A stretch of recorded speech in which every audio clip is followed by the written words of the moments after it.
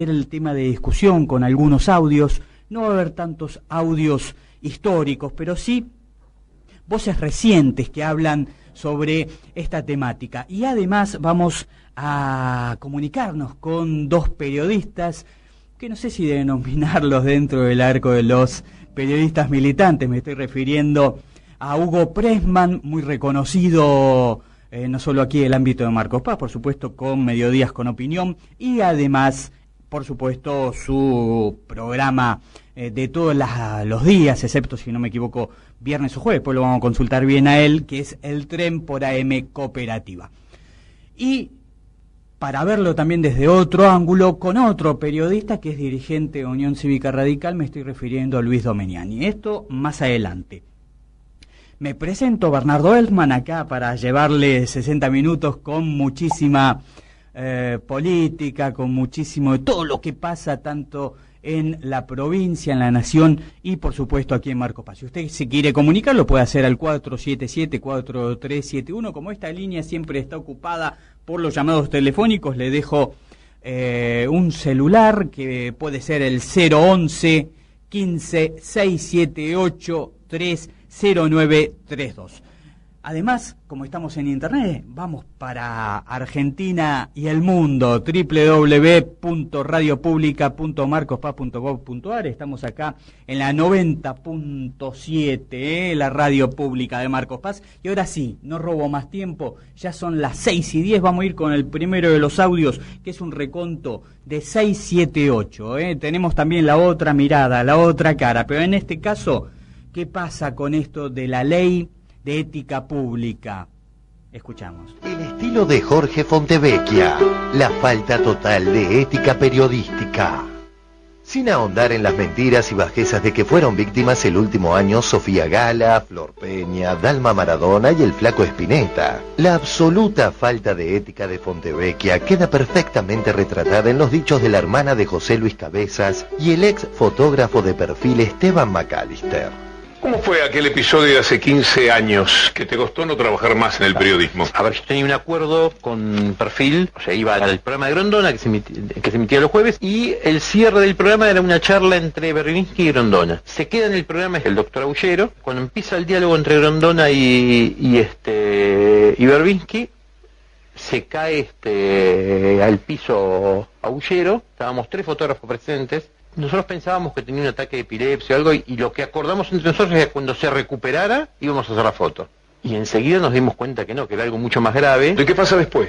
Yo me fui a la editorial y Carlos Lund me dice: Esteban, menos mal que llegaste. Dice: ¿tenés la foto? No, mira, no la hice. Por cuestiones éticas, se murió delante de la mujer y del hijo. Y me pareció que no era el momento de hacer una foto. Lo primero que me dice es que Fontevecchia tiene la costumbre de tirar por la ventana a las personas que hacen planteos éticos, y él tiene la orden de tirarme por la ventana. En un momento yo le dije: bueno, decime cuál es la diferencia entre tener y no tener la foto. Y él me dijo que la revista hubiese vendido más. Y dije: bueno, no estamos hablando de fotoperiodismo, estamos hablando de dinero. Y él me dijo que a partir de ese momento me iba a tener que dedicar a fotografiar cumpleaños. A ver, si tenés un minuto más. Perfil en un momento, años antes de eso, quiso hacer una nota sobre los chicos de la calle. Entonces le propone a los fotógrafos darles navajas, porros y bolsas con pegamento. Y que salgan a la calle y arreglen con pibes de la calle hacerle fotos con esos elementos. 2 fotógrafos se niegan y los ponen en la congeladora 20 días. El fotógrafo que sale a hacer las fotos, el fotógrafo que hace esas fotos, cuando hacen el diario Perfil, es el jefe de fotografía del diario. De pararse en la puerta de Chabrán a las 7 de la mañana y sacarle fotos. Bueno, trabajaba para la revista. Trabajaba para la revista Noticias, que hasta no hace mucho sacó una propaganda del Hotel Arapacis. El Hotel Arapacis se la adjudican a Llorán. ¿Estás enojada con la revista Noticias? No creo que ni se merezcan mi enojo. Para mí son seres despreciables. Son seres despreciables, son seres que piensan en la revista, nada más que en la revista. En sintonía con estos espeluznantes testimonios opinó Orlando Barone, siendo tergiversado por Fontevecchia. Esto dijo Barone. Con respecto a la acotación de Cabezas, diría, no sé cuál es la responsabilidad de Fontevecchia acerca de cuando un fotógrafo que ganaba un sueldo bastante modesto de fotógrafo, me consta, yo estaba en Pinamar en ese momento, fue mandado en una misión con los altos riesgos que esta demandaba y que todos suponían, y que le costó la vida. Y que la editorial aprovechó con grandes editoriales durante mucho tiempo. Yo sé que lo que estoy diciendo es antipático para algunos, pero Cabezas murió en una función te diría periodística menor. No murió en las avanzadas de Afganistán, murió en un lugar donde podía no haber muerto, si hubieran tenido la precaución de cuidarlo y no de mandarlo solo a sacar una foto en medio de toda esa mafia que ya se sabía que estaba en Pinamar. Esto dijo Barone según Fontevecchia. Perfil.com. Para Orlando Barone, Cabezas cumplía una función periodística menor. Así lo afirmó el periodista en 678. Polémicas declaraciones a 15 años del homicidio del fotógrafo de editorial Perfil. La tergiversación de Perfil fue y es hasta hoy repetida sistemática y estratégicamente por los laderos de Fontevecchia, que embisten furiosamente contra Orlando y la tanqueta.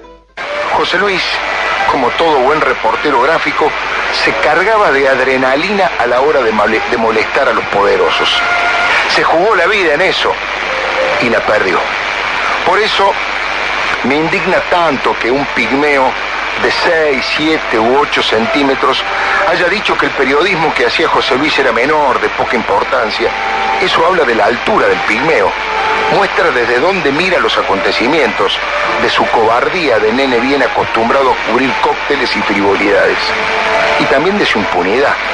Es tanto el entrenamiento para tergiversar la historia y reinventar un relato que se van de boca. Tienen incontinencia oral. Son capaces de todo. El chico ¿cómo se llama? Osvaldo... ¿Es Osvaldo? No, Orlando Barone. Dijo que a José Luis Cabezas es terrible. Lo mataron haciendo periodismo menor. Es un bruto, es una bestia. Yo digo, ¿cómo un tipo que fue periodista o es periodista puede decir semejante? Es que yo el otro día escribí el domingo en Perfil el sábado, que Barone va a ser el nuevo Gómez Fuentes de esta época. Perfil por Jorge Lanata. Cabezas no murió en Afganistán, pero pelea una guerra contra los miserables. En otro patético intento de reescribir la historia, un periodista del programa Más K de la TV descalificó el asesinato de José Luis Cabezas. El programa 678 quedará en la historia pequeña de los medios, como quedó aquella campaña de postales de Paraty durante la dictadura para que los lectores las enviaran al exterior con el texto «Los argentinos somos derechos y humanos», o aquellas notas de Somos dictadas por los servicios de inteligencia. Orlando Barone es el José Gómez Fuentes de esta época. El recurso goebbeliano. Repetir, es Goebbels puro. Repetir una mentira hasta que se torna verdad. Vuelve a encontrar a Lanata utilizando editoriales de Pablo Sirven como inspiradoras fuentes. Gómez Fuentes. 21 de febrero de 2010. La Nación por Pablo Sirven. Como 60 minutos, pero risueño. Con similar impronta, 678 se transmite en el mismo canal y hora que el noticiero procesista. José Gómez Fuentes, el áspero conductor de aquel vistoso y controvertido magazine informativo, se aplicaba casi con tanto ahínco a defender la disparatada aventura bélica de Galtieri en las Malvinas, como hoy Barone pone el pecho a las balas anti-K. Este estilo de Fontevecchia queda empequeñecido al lado de aquellos editoriales cómplices con el genocidio, la tortura a embarazadas y el robo de bebés, de los que Leuco y Lanata, por supuesto, nada dicen. Revista La Semana, 27 de junio de 1978. Director, Jorge Fontevecchia. La carta de Verdad dice que 10.000 personas faltan de sus hogares. Vamos a aceptar la cifra como cierta, por más exagerada que parezca. ¿Cuántas de estas víctimas están ahora en el extranjero y se fingieron raptadas para salir del país sin ser molestadas? Usa los mismos argumentos ya gastados hasta el cansancio y no contiene ningún reproche para los violentos del marxismo. Un periodista argentino. Política a fondo. Por Dios, por la plata, por la patria. Por Dios, por la plata, por la patria. Política a fondo. Continuamos en Política a fondo y yo les había prometido que íbamos a tener una conversación telefónica con un periodista que lo tenemos acá todos los fines de semana, en Mediodía con Opinión, en la 91.7, una radio colega, y además un programa muy reconocido en lo que es el ámbito de Capital Federal, que es justamente en AM Cooperativa y denominado el programa del tren, que lo acompaña el periodista Yomal. Hugo Pressman, te saluda Bernardo Elfman por la Radio Pública de Marcos Paz. ¿Cómo estás? ¿Qué tal, Bernardo? Necesitaría un poquito más de retorno, si es posible. Ahí le pedimos, por favor, a nuestra manos bruja, Guillermo Sánchez, que suba un poquito el retorno. ¿Ahora?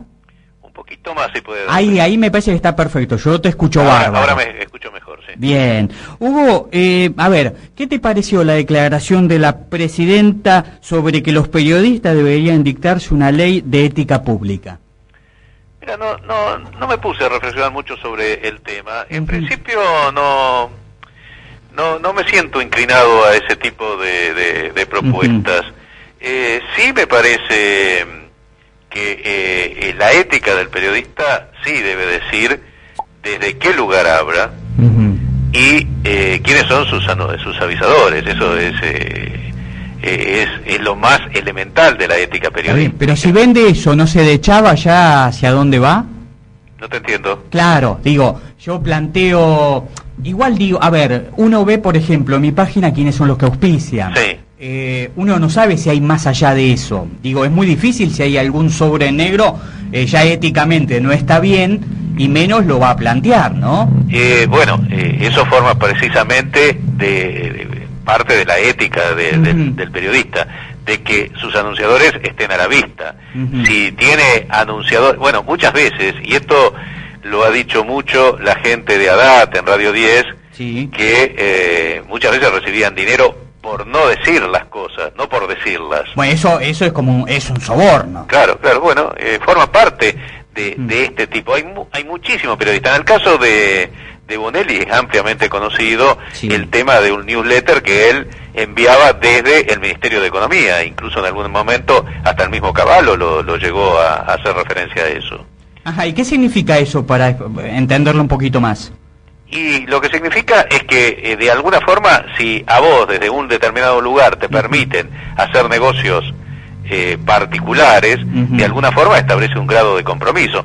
Es el mismo grado de compromiso que tiene un periodista cuando una empresa, bueno, esto sucedió con Bosnia, por ejemplo, muchos periodistas le pagaron un viaje a Finlandia para que vean la planta. Es cierto que después el periodista tiene el derecho de criticar lo que vio, pero en líneas generales, por ejemplo, los periodistas económicos, en que empresas importantes hacen agasajos y regalan autos, es difícil que ese periodista que recibe de regalo un auto después de la empresa X, después critique a la empresa X. Bueno, lo mismo que vos decís, el tema Bosnia, sucedía ahora con la cuestión de la minería a cielo abierto. Sí, por supuesto que sí.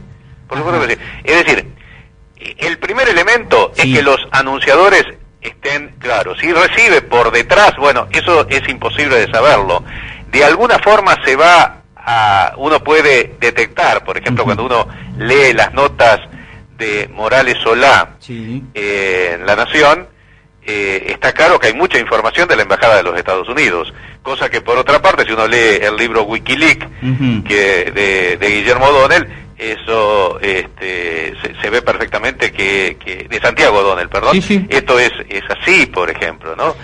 Incluso en ese libro está cuando por cuestiones económicas la Nata va a pedir ayuda a la embajada norteamericana. Es decir, si vos vas a pedir ayuda a la embajada norteamericana, indudablemente si te dan ayuda, no dicen ahí que se le dio ayuda, sino que en realidad escucharon su reclamo y no le dieron ninguna respuesta.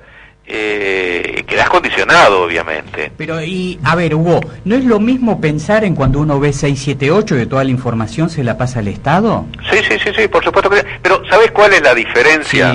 Que para mí tiene un plus. Cuando vos ves 678, sabés que es un programa kirchnerista en la televisión pública y que ellos no niegan ni ocultan que hacen programa pro gobierno. Ahora, cuando yo leo a Morales Solá o escucho a Magdalena Ruiz Guiñazú y me dicen que son periodistas independientes, ¿Qué significa periodistas independientes? ¿Puede Morales Solá hablar de los negocios de la Expo Agro, por ejemplo, un negocio entre Nación y Clarín? ¿Puede Magdalena Ruiz Guiñazú ir contra los agrotóxicos cuando es una radio que se ocupa del campo argentino? Bueno, pasó algo extraño con Víctor Hugo, porque yo recuerdo, yo le perdí el rastro, digo, como relator de fútbol, no sé si lo sigue haciendo, y en Radio Continental, pero Radio Continental fue durante mucho tiempo, o lo sigue siendo, ¿no? Sí, lo sigue siendo. La radio del campo argentino. Sí, pero en Radio Continental pasa un hecho muy curioso, yo creo único en la radiofonía argentina. En su momento, Víctor Hugo, que se alineó en contra de la 125, como todo Radio Continental, en el conflicto del gobierno con las patronales del campo. Nosotros desde Radio Cooperativa criticamos a Víctor Hugo por su posición, no a Magdalena, no a Leuco, que en última instancia estaban alineados con esa posición, a Víctor Hugo en función de sus antecedentes. Nos parecía que entre lo que sostenía Víctor Hugo y la posición que adoptaba en ese conflicto había una contradicción de intereses fuerte. Y incluso cuando se lanza la ley de medios, hay una conversación que nosotros pasamos en reiteradas oportunidades por la radio, incluso en Mediodías con Opinión, en Marco Paz también la pasé, una conversación con Jorge Lanata en donde, antes de un partido de fútbol, donde él manifiesta su reticencia. Lo recuerdo. Y al punto tal que entra Apo y dice, no, acá hay que estar a favor de la ley de medios.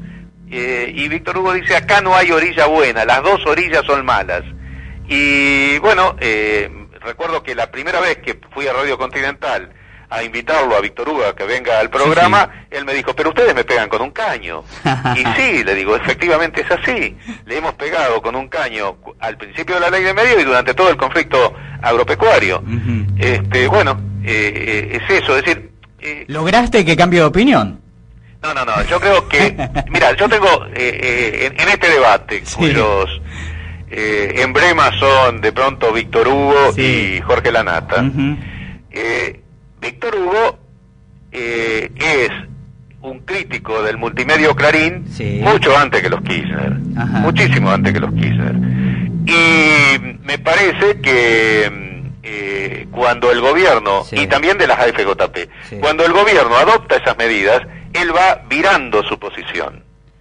Y su lucha con Clarín encuentra un respaldo muy fuerte en las posiciones del gobierno. En cambio, Lanata, que ha sido un crítico precoz del multimedio Clarín, lo hacía cuando casi nadie lo hacía, él de pronto se pasa con armas y bagajes, hoy es empleado del Grupo Clarín, sin explicitar su cambio. Me parece que ahí está la diferencia. ¿Lanata es Lanata o habla por Mañeto? No, yo creo que, mira, cuando vos ves el programa de Lanata los días domingos, uno posiblemente la envergadura que tiene Lanata como periodista no necesita que Mañeto le dé letra.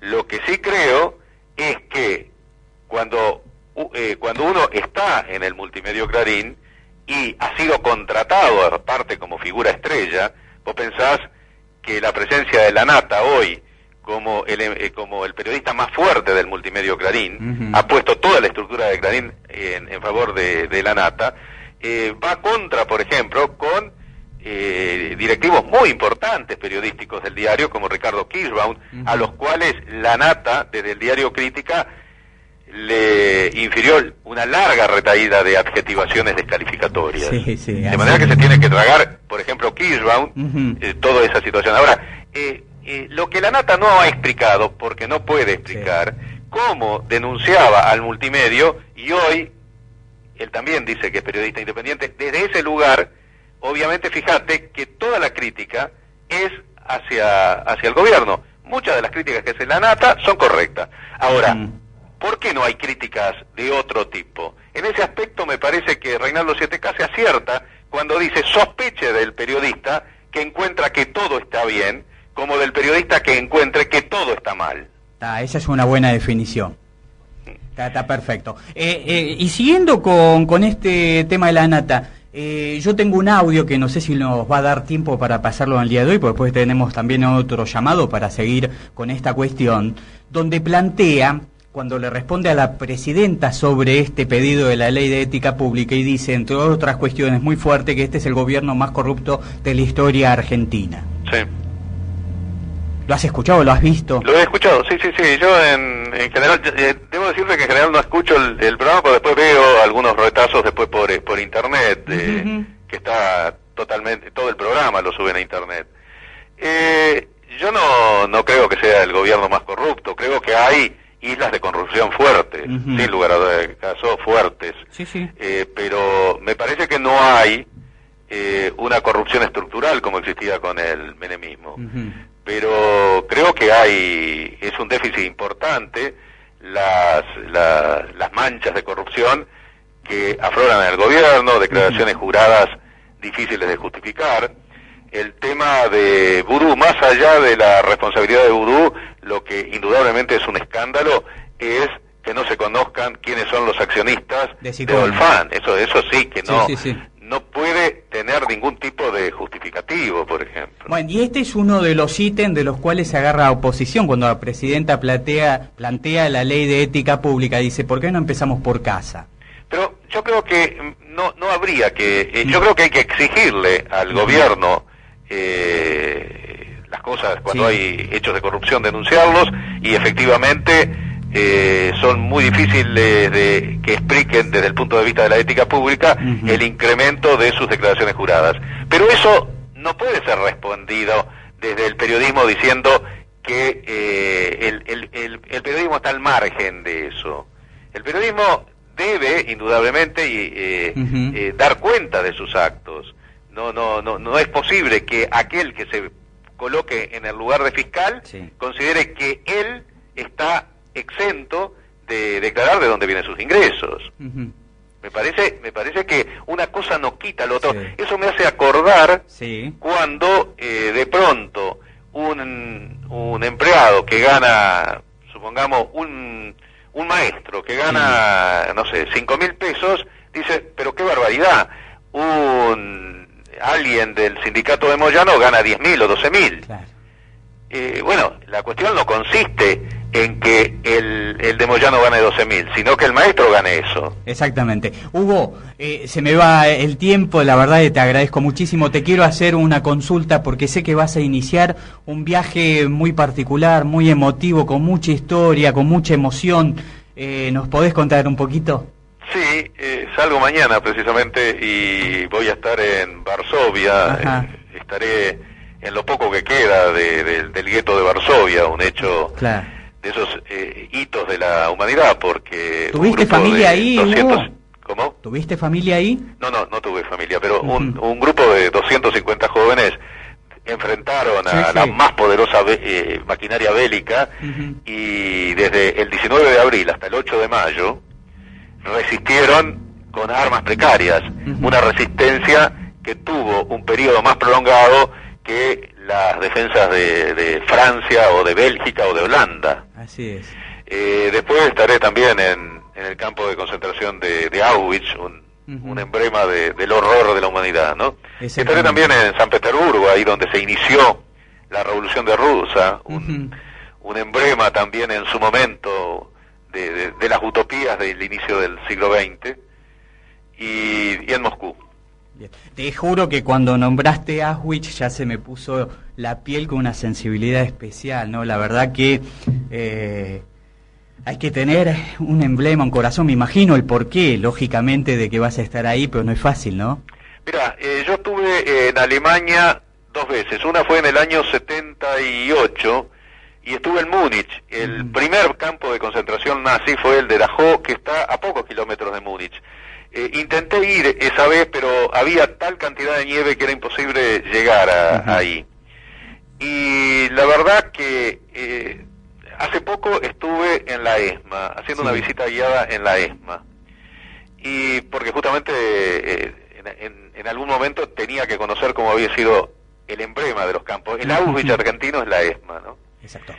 Y me parece que es importante estar en esos lugares para entender hasta qué grado puede llegar la crueldad humana, ¿no? Y también en esos lugares de crueldad extrema, los hechos miserables y heroicos de aquellos que lo padecieron. Exactamente.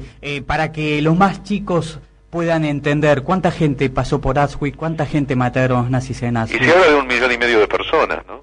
Qué bárbaro, por Dios. No, es la espantoso. industria de la muerte, es una cosa increíble, ¿no? Vos sabés que cuando estuve hace un par de años en el Museo del Holocausto en Jerusalén, y conversando con el director del museo, un museo realmente impresionante, estaba con alguien que había tenido familiares muertos en Auschwitz, y cuando yo le trataba de explicar al director que la ESMA era el Auschwitz argentino, esta persona, un hombre joven que había tenido, me dijo: no podés hacer esa comparación, no es justo que hagas esa comparación, ¿no? Y yo lo entendí desde el dolor de él y también desde la magnitud, no se puede comparar las magnitudes, pero me parece que para ejemplificar y salvando las distancias, la ESMA tiene esas particularidades. Bien, le pido si puede poner alguna flor por quien le habla. Bueno, espero que lo pueda hacer. Un abrazo grandote, Hugo. Bueno, muchísimas gracias por el llamado. Por favor. Un abrazo. Nos vemos después del viaje. Chao, Bernardo. Chao. Fue la voz de Hugo Pressman, periodista del Tren por AM Cooperativa, y aquí con Mediodías con Opinión, otro programón de todos los fines de semana con muchísimo debate y con todo lo que pasa en ese programa en Radio Cooperativa. Escuchamos a nuestros muy buenos auspiciantes, ¿le parece, Guillermo Sánchez? Que no sé si lo presenté, así que lo presento, nuestro operador de lujo que lleva adelante esto que se llama Política a Fondo. Espacio publicitario. Autoservicio Michiche 2, en San Martín 171. Comestibles, vinos, verdulería, artículos de limpieza y perfumería. Precio y calidad. Usted ya nos conoce y seguro que a un amigo nos va a recomendar. Por nuestra atención y mucho más, vení a conocernos. De lunes a lunes, los domingos también por la tarde. Pedidos a domicilio sin cargo al 477-0085. Todas las tarjetas. Autoservicio Michiche 2, en San Martín 171, Marcos Paz. Tierra Mansa te invita a ser protagonista de tu embarazo y de tu parto. Trabajamos por un parto respetado en Marcos Paz, brindándote información sobre tus derechos. Ley Nacional 25.929, sancionada y promulgada en septiembre del 2004. Te podés comunicar con nosotros al 477-6613 o enviarnos un mail a partoresponsablemarcospaz@gmail.com. Búscanos en Facebook, Parto Respetado Marcos Paz. En nuestro país nacen 700.000 bebés al año. Uno de esos bebés puede ser tu hijo. ¿Cómo querés que nazca? ¿Lo pensaste? Ley 25.929. La decisión es tuya.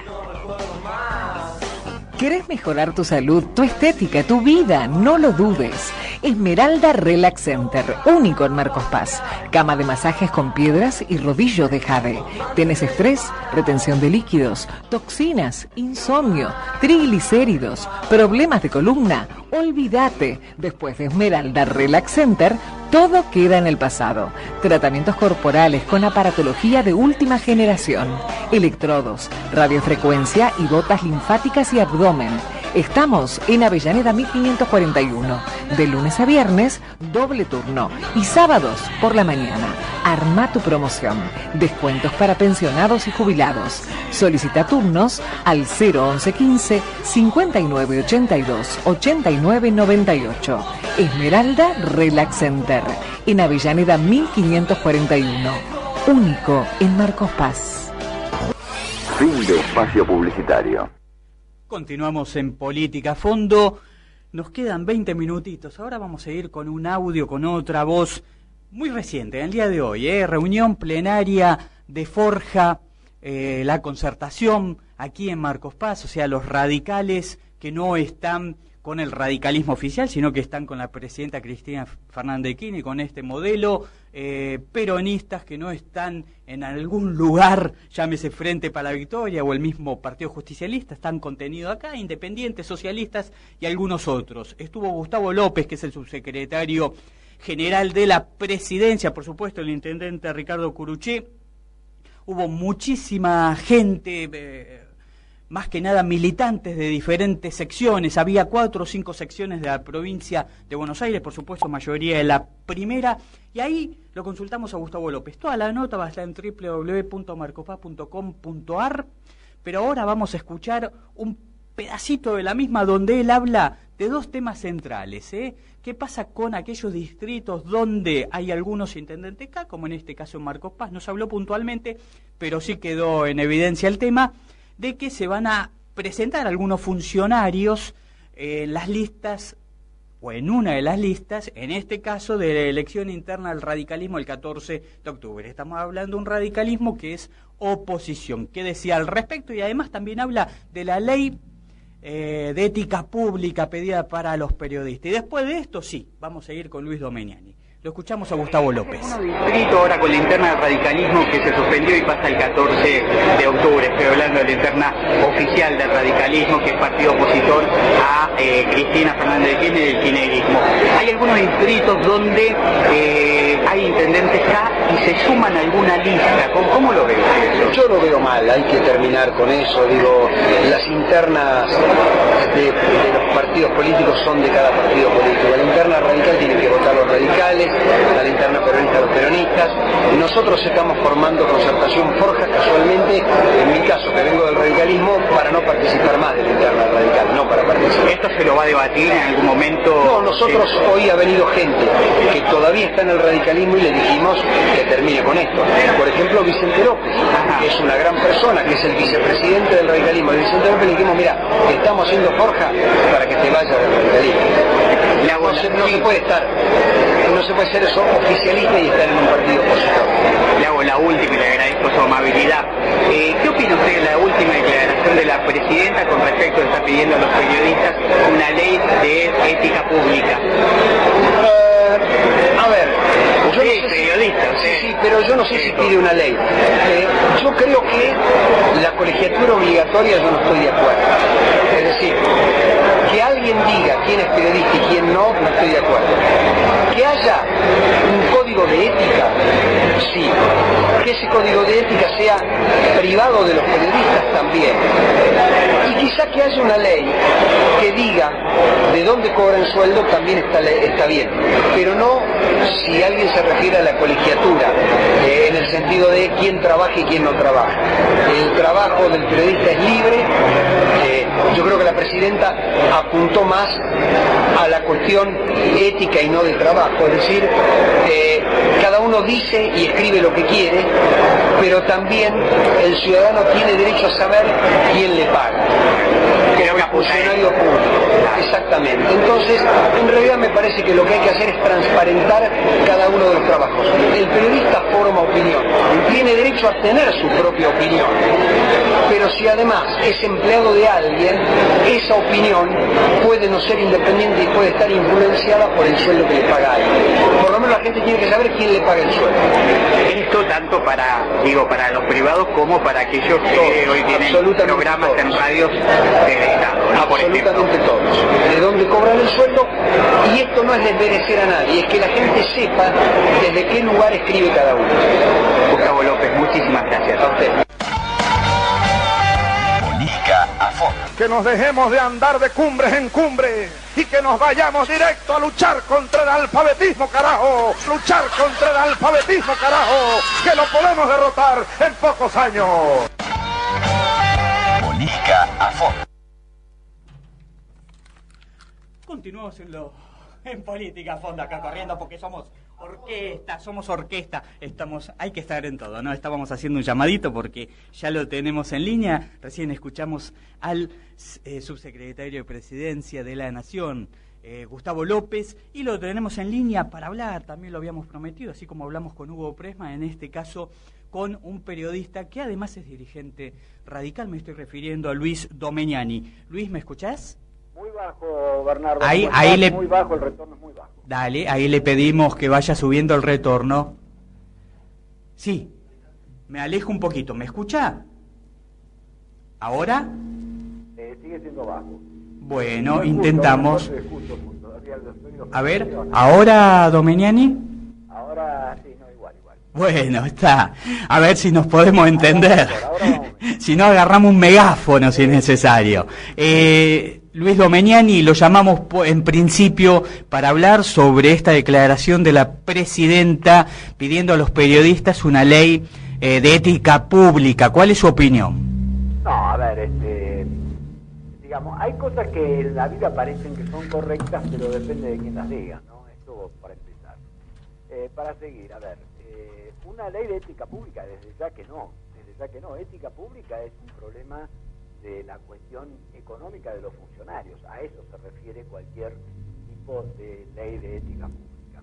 Existe en el mundo, sí, por ejemplo, códigos de ética periodísticos que tienen, por lo general, casi diría en la totalidad de los casos en los que sirven, son códigos elaborados dentro de las propias instituciones periodísticas o empresas periodísticas, si usted prefiere llamarle, a las cuales adhieren voluntariamente y hay algún tipo de tribunal que juzga sobre estos casos.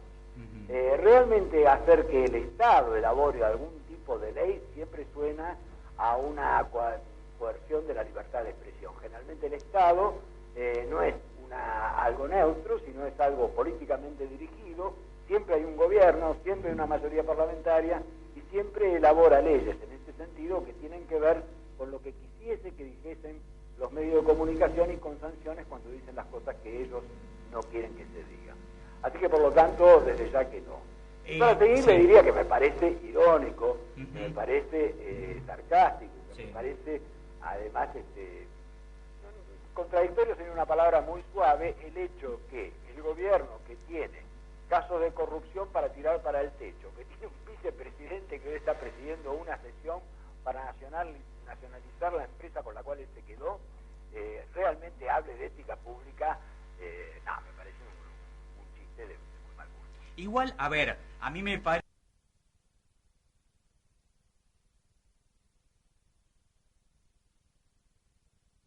que lo que está planteando la presidenta, que de las mismas entidades periodísticas salga esta ley, no que ellos lo van a presentar, ¿puede ser? No. Bueno, esto es, claro, pero una ley la votan los diputados. A ver, si sale algo de las entidades periodísticas, que yo acompañaría esa idea, eso debería ser no una ley, sino un código interno dentro de lo que podría ser algún tipo de las asociaciones que las entidades periodísticas tienen. De ninguna manera una ley. Una ley no la votan las entidades periodísticas, ni el diario Clarín, ni el diario Tiempo Argentino, por citarle un ejemplo no oficialista y otro oficialista, sino que las leyes las votan los diputados y los senadores de la Nación. Está bien, pero por ende, cualquier tipo de legislación que salga al respecto es pasible, supongamos que presentara un proyecto la Asociación de Entidades Periodísticas Argentinas, la ADEPA, o la Asociación de Televisoras, o cualquier otro, o ARPA, la Asociación de las Radios, ese proyecto es susceptible de todo tipo de modificaciones dentro de una Cámara, como corresponde, por otra parte, dentro de una Cámara legislativa.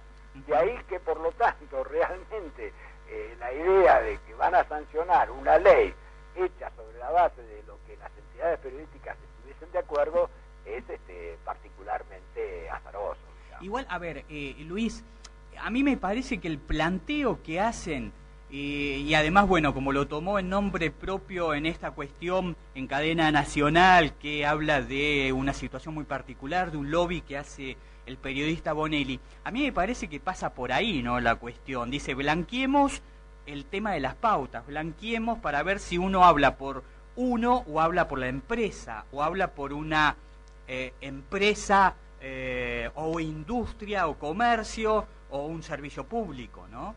Bueno, yo en principio pediría de nuevo que me levanten el retorno porque estoy haciendo un esfuerzo enorme para tratar de... Ahí intentamos. No sé si entendiste, a ver... Sí, lo entendí. Dale, te vuelvo a repetir, es probable que otra pregunta ya no la escuche bien, ¿no? Sí. No, entonces, a ver, te respondo desde este punto de vista, digamos. Insisto en que a mí no me parece mal la existencia de un código de ética sancionado dentro por las propias empresas, con la participación, por ejemplo, de las asociaciones gremiales de periodistas y eventualmente con la participación de alguna medida de periodistas que pueden no estar sindicalizados. Yo eso estoy de acuerdo. Mucha gente, no gobiernos, gente, ha sufrido toda clase de barbaridades generadas desde el periodismo.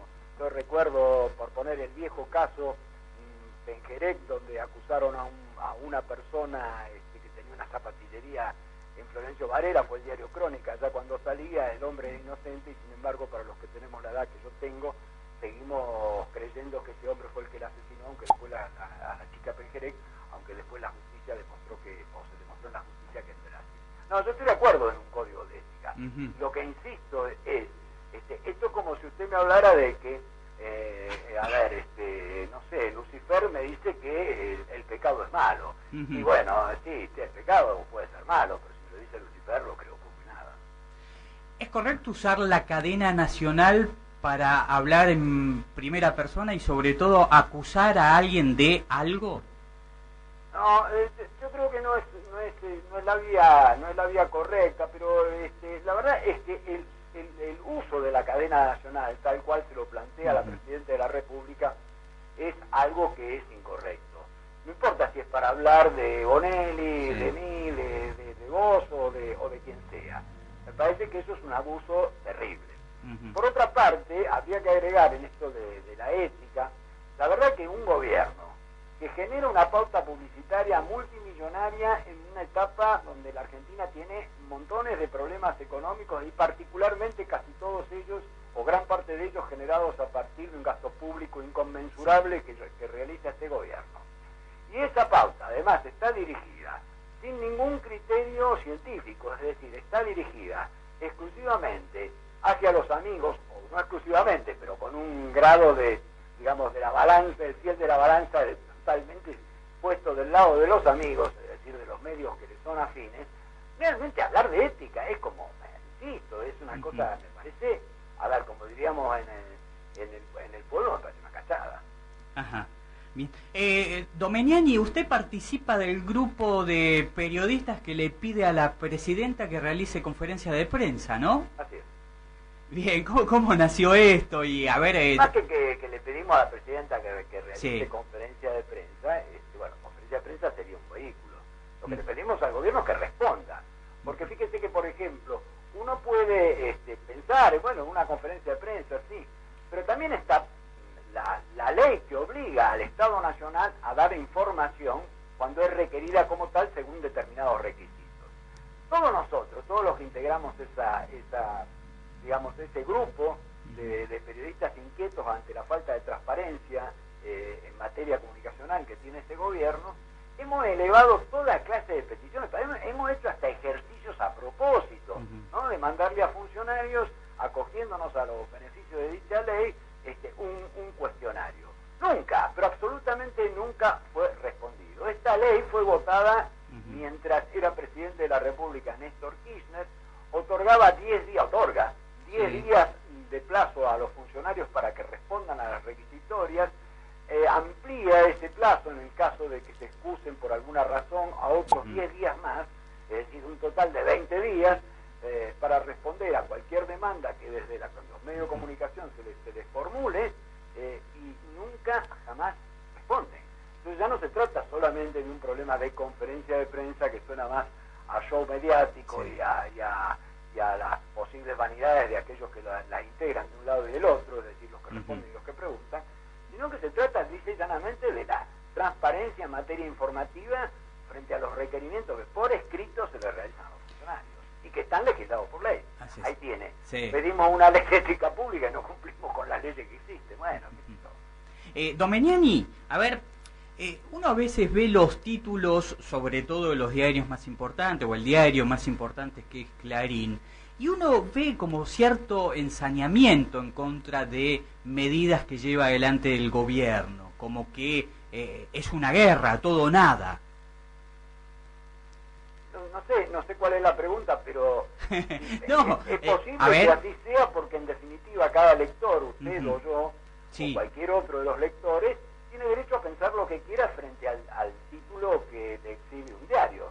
Yo también en este caso digo, veo los títulos de Tiempo Argentino, por ejemplo, y digo, pero en este país la inflación no existe, la inseguridad es una sensación, veo un montón de otras cosas que son, digamos, desde un punto de vista neutral, que no soy neutral en la cuestión, pero desde un punto de vista neutral, que pudiesen ser tan criticables la una como la otra. La diferencia es muy clara. Mientras que Clarín sigue gozando de alguna manera de un favor popular importante en materia de ventas, por ejemplo, bueno, Tiempo Argentino se lo compra entre ellos, y bueno, esta es una diferencia sustancial, y me parece que esta es la diferencia que le molesta a la Presidente, porque si efectivamente Tiempo Argentino y el resto de la enorme cantidad de medios que tienen fueran vendidos o leídos o apreciados por el público en general, seguramente no tendría este problema con Clarín y en menor medida con La Nación. Lo tiene porque efectivamente siguen siendo los diarios de mayor aceptación, no digo más creíbles, sino de mayor aceptación por parte de la gente. Y entonces, bueno, la Presidenta de eso le produce un profundo disgusto. Nos quedan un par de minutitos, Domeniani. Lo quiero consultar porque sé que usted asume una nueva responsabilidad. En este caso está suplantando a un dirigente radical en el Comité Provincia, ¿es así? Sí, bueno, asume, no porque ya la asumí, digamos.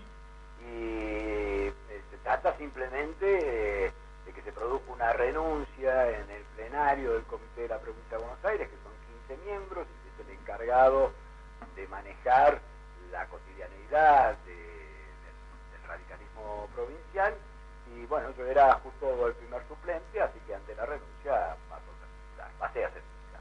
Así es. Sé que usted no está en Marcos Paz en estos momentos, no sé si pudo escuchar por internet, pero antes de hablar con usted hemos pasado una voz muy reciente de hoy al mediodía. Hubo un acto con Gustavo López, subsecretario general de la Presidencia, con el cual, entre algunos temas, nos planteaba que a él no le parecía correcto que algunos funcionarios de gobiernos radicales que se sumen a alguna lista para las elecciones internas del radicalismo el 14 de octubre.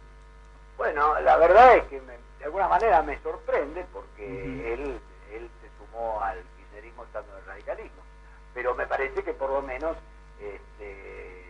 aunque sea tardíamente, reacciona, digamos, como se debería reaccionar, digamos, o uno está con el kirchnerismo o uno está con el radicalismo. Si esto lo dijo en Marcos Paz, donde en una lista del radicalismo se presentan funcionarios municipales, más que funcionarios municipales, secretarios del gobierno municipal, como la señora Palmira Tallo, no tengo ningún problema en decirlo, bueno, al que le toque estallo, que se lo pongan. En el caso particular, hablando, usted bien lo ha manifestado, en el tema Marcos Paz, ¿lo ha planteado en la mesa del comité? ¿Ha hablado con Miguel Base, por ejemplo? Lo he planteado frente al plenario, y en particular frente al presidente, que el presidente es Miguel Base es un dirigente dentro del radicalismo de lo que se denomina el Morena, y el Morena es el sector cuya cabeza visible a nivel nacional es Ricardo Alfonsín. Sí, yo lo he planteado ante él, le he planteado el problema de que no se trata lo que está pasando en Marcos Paz, de una interna más, en la cual se puede ganar o perder, como siempre en la historia del radicalismo, sino que se trata, a mi juicio, de una infiltración del kirchnerismo dentro de una de las listas. Es decir, el partido, a partir de un eventual triunfo de ese sector, bueno, sería, a mi juicio, difícilmente podría ser un partido opositor.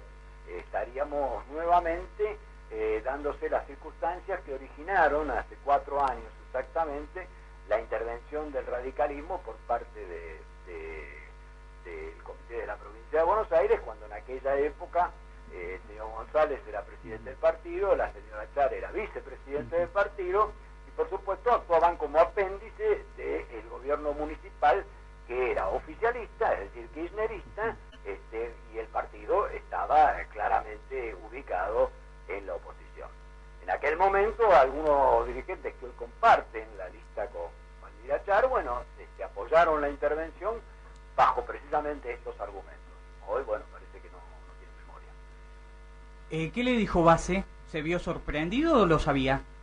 ¿Cómo? Perdón, ahora un poquito más fuerte. Sí, ¿qué le dijo Base ante esta consulta de usted? ¿Se vio sorprendido o lo sabía? Yo le pregunté a Base en función, entre otras cosas, que la lista que se presenta con estas características lleva el nombre de Morena.